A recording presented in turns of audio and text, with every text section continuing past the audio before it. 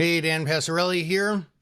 Well, we had the CPI number come out today, and wouldn't you know it, it came in pretty much just as expected. Actually, by one of the metrics, because they give month over month, year over year, they give all these little sub things. And the year over year actually was a tenth better than expected. So, hey, that's pretty good news for the American consumer. And it's pretty good news for those hoping for a rate cut because, well, inflation actually is still high. People are hoping for it to come down, especially those who are charged with cutting rates. But it sure does look like there's an excellent chance of a rate cut in the future. We made new highs today. S&P 500 closed up 1%. SPY closing at 642.69. And that makes me wonder about a couple of things. This is too early for tariffs to show up in inflation, obviously. But next month's inflation data are going to have that. And when it does, a lot of the studies that I have been reading and hearing about state that tariffs are much more likely to cause sort of a one-time inflation. And this can be confusing to a lot of people. In fact, I was talking to a friend of mine not too long ago, and I was talking about how inflation is coming down. And she said, oh, good, prices are coming down. I said, no, prices are not coming down.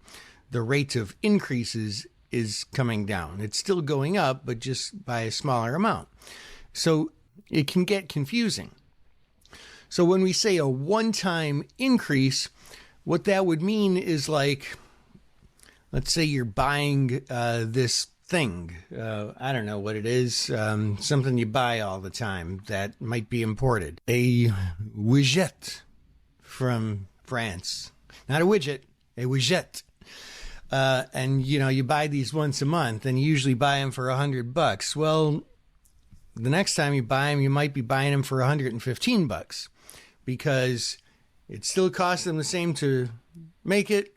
Still costs, all the costs are the same except for this extra $15 that it costs in tariffs. But that stays the same. You get that one-time jump from 100 to 115, but then the next time it's still 115. The next time it's still 115. If the reason we made new all-time highs today is in expectation of a rate cut, which, by the way, from an economy standpoint, the rate cut can balance out inflation caused by tariffs, right? Because it can create more economic activity.